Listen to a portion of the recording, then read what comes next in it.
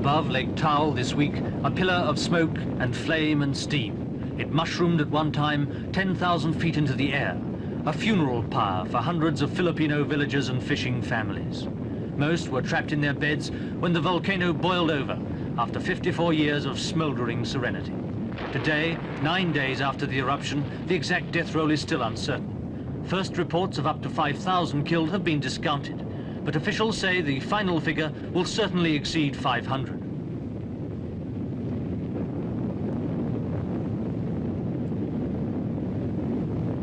Its setting had become a tourist paradise. For half a century, it had lived down its sinister history, until last week. Taal Island now has become a desert, covered by some 9 inches of ash thrown up by the volcano, still rumbling 3 days after its first major explosion. The eruption of the volcano came as a complete surprise. Volcano experts have been over onto this island as shortly as 2 weeks before the explosion. They'd predicted that it was completely safe for the 4,000 inhabitants of the island. When the volcano went off at 2 o'clock on the morning of last Monday, it came with complete surprise. There were no preliminary rumbles. No warning at all was given to the people who lived here. Within 3 hours, it's estimated that some 500 people had died. Much of the island died with them. Beneath the rain of white-hot ash, trees became petrified. Mud and ash lay 10 feet deep in places. Cattle struggle out of it only to be suffocated by sulfur fumes. Behind them, the human survivors left devastation and memories of the warning that was ignored. The experts had told them it was safe to stay, but when the August danger signals appeared, relatives on the mainland appealed to the people of Taal to leave. They said no, it was time to bring the rice in. They would wait for the first rumble. When it came, it caught them sleeping, and there is no rice to harvest on Taal today. Some villages were engulfed by the blanket of lava and ash. In others, just a house here and there was left standing. Nobody yet knows whether the families who lived here have survived, whether they'll return to build again, with the help of the £45,000 disaster fund set up by President Macapagal of the Philippines. Soon after the disaster, when it was feared that fresh eruptions were imminent, the government stopped people returning, and police put the island out of bounds.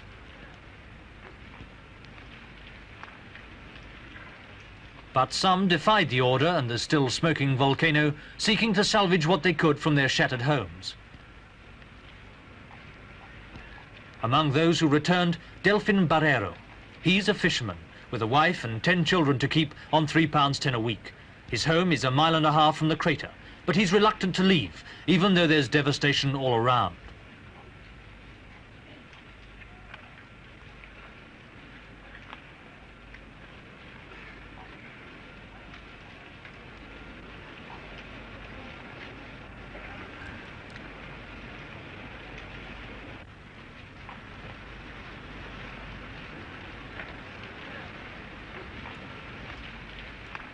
Others were happier to get away from it all, even if some boatmen did cash in on the tragedy and demand £5 a head for the brief voyage to the mainland and safety.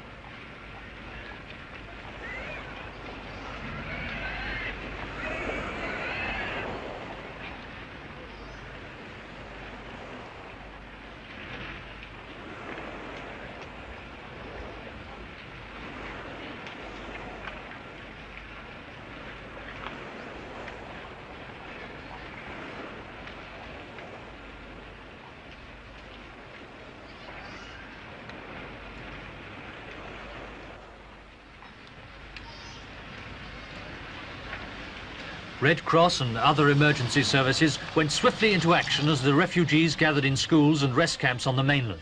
But this week came signs of unrest over the way the operation was being handled. The complaint, no real coordination of the various private and official efforts.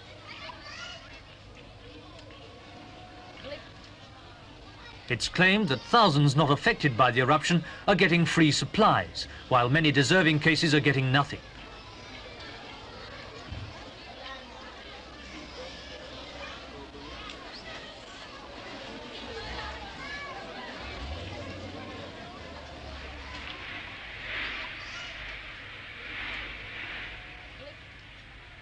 While some survivors waited patiently for their rations, others told their stories to Gerald Seymour. Now, what happened to your village when the volcano exploded? Oh, I felt afraid. and I'm shooting very far, very loud. I say to my neighbor, wake up, there's the volcano erupted.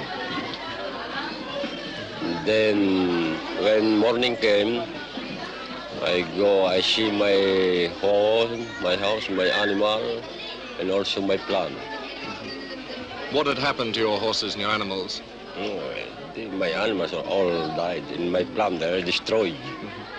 Now, what happened when you ran away from your house? Was there much mud falling, many rocks? Yes, sir. Like made of graba, then floods, then that mud, then rain. The thunder and lightning were our lungs during that time. How did you manage to leave the island? How? We ran and ran. Were many people killed in your village?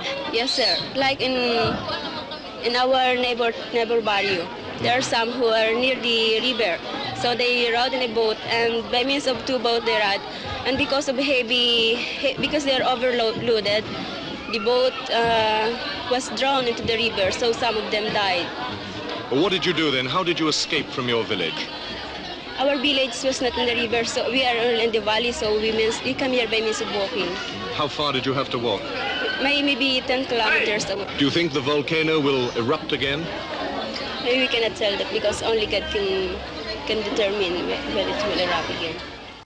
Only God can determine, says Consorcia Mendoza. And until Providence decides the next move in their broken lives, the refugees wait in the schoolhouse at Tal with troops on hand to keep order.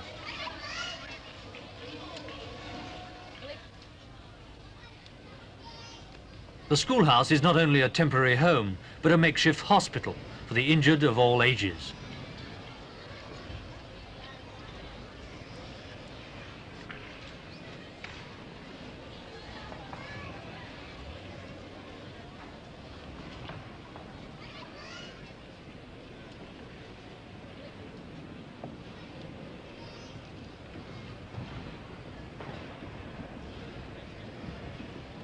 The children who were sleeping when Mount Tal exploded and were snatched to safety by their parents sleep on beside the lake. But these are the lucky ones. Many died in the frantic rush for the boats, and many more were injured. Dr. Garcia, what sort of injuries have you had to treat? Well, actually, most of them were burns incurred as a result of the throwing out of the hot lava emitting from the volcano. There were also injuries concomitant with the mud brush for safety. Those are the sorts of casualties that we have been treating. How does a volcano kill people? Well, in this particular case, I think the death was caused by suffocation. Of those who weren't suffocated, some have homes to go back to, others haven't. But one thing they have in common. They lived on a volcano, now they share the vacuum of life in a refugee camp.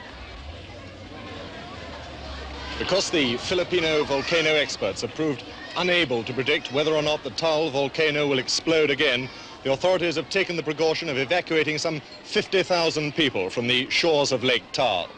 These people at the moment are living in pretty grim conditions. Someday, however, they'll go back to the shores of Lake Tal. They'll go back to the island and again start cultivating the fields underneath the volcano, just as their grandfathers and grandmothers did 54 years ago after the first volcano on Tal Island erupted. It remains to be seen whether or not this latest volcano will exceed in death toll the performance of the one in 1911. On that occasion, 1,100 people